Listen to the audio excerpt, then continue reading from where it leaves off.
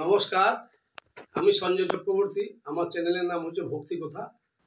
তো এই ভক্তি কথা চ্যানেলের আপনাদের কিছু ভক্ত বা ভক্ত মার্গের কিছু আমি আপনাদেরকে চিনচিত মাত্র, কারণ আমি তো বেশি সকল সম্বন্ধে জানি না। তো যাই হোক, আমি আপনাদের কিছু কিছু শ্রবণ করাবো।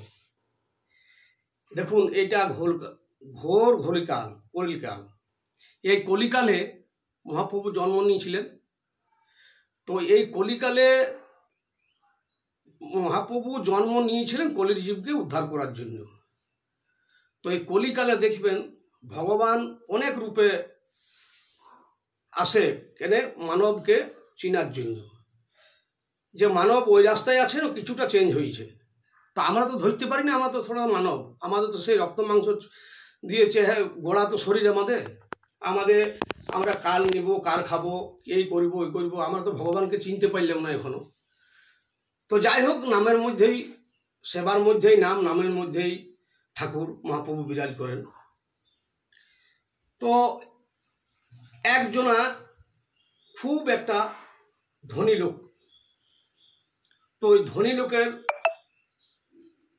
মা মারা যাওয়ার পরে শ্রাদ্ধবিদ্ধর কাজ খুব আটম্বরী সহিতে হয়েছেন। তো তিনি দেন ধান কিছু করতেন নাই, তিনি ভিখারিকেও দেখতে পাচ্ছেন নাই। কোনো ব্রাহ্মণ বাড়িতে এলে তাকে দূর দূর করে বাড়ি করে দিত, কোনো বৈষ্ণব কেউ দেখতে পাচ্ছেন নাই। তো ভগবান দেখছে আমি তো সব কিছু দিচ্ছি, তার মধ্যেও তো আর মনের মধ্যে তো এখনো ভক্তি আসে নাই। মায়ের কাজ খুব ভালোভাবে চলছে। ভগবান শ্রীকৃষ্ণ এক ভিখারি রূপে এসেছেন সেই শ্রাদ্ধ বাড়ি অনুষ্ঠানে। মানুষের খাওয়া দাওয়া খুব চলছে, প্যান্ডেলের মধ্যে খুব ভালো অ্যারেঞ্জমেন্ট, লাহি ব্যাপার। ভগবান এক কোণে দাঁড়ায় আছেন ভিখারির বেশে, ব্রাহ্মণের বেশে। এক ভদ্রলোকের কাছে চাইছে, বলছে বাবা আমি আজ 3 দিন কিছু খাই নাই, আমাকে কিছু খেতে দিলে ভালো হইতো। ওই ভদ্রলোক বলছে আমি এই বাড়ির মালিক তো নয়, আমি এই বাড়ির মালিক নয়, ওই দেখুন ওই লোকটা ওই বাড়ির মালিক। ওর ঘরে গেছে, যাওয়ার পরে ওনাকেও বলছেন যে বাবা আজ আমি 4 দিন কিছু খাই নাই, তো কিছু সেবার ব্যবস্থা করে দিলে আমাকে ভালো হইতো। ওই ভদ্রলোক, ওই বড়লোক ভদ্রলোক, উনি কি করছেন, খেতে তো দিলে কেই নাই, একটা মোটা ডান্ডা ছিল, ওই ডান্ডাতে পিঠে ঘা বসিয়ে দিলেন। ভগবান কাঁদতে কাঁদতে সিধা চলে গেল।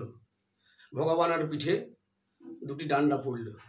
ভগবান বললে বলে তুই আমার উপর আঘাত করলি, আমাকে তুই চিনতে পারলি না?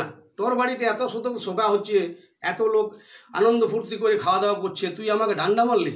তো যা, তুই শেষ টাইমে ভালো ফল পাবি না। সেই ভদ্রলোকের একটি করে সব মাটিতে মিশে যাচ্ছে। তখন ওই ভদ্রলোক মনে মনে করলে আমি কি পাপ করেছি, তাহলে কি উনি কি ভগবান ছিলেন? মন্দির মসজিদ সব জায়গায় যাচ্ছেন, সব কিছু দান করছেন, কিন্তু ভগবানকে দেখতে পাচ্ছেন নাই। লাস্টে বলছে হে ঠাকুর আমাকে ক্ষমা করো, আমি তো ভুল করেছি, আমাকে ক্ষমা করো, আমার সংসারকে রোগ থেকে মুক্তি করো, আমি বড় ভুল করেছি।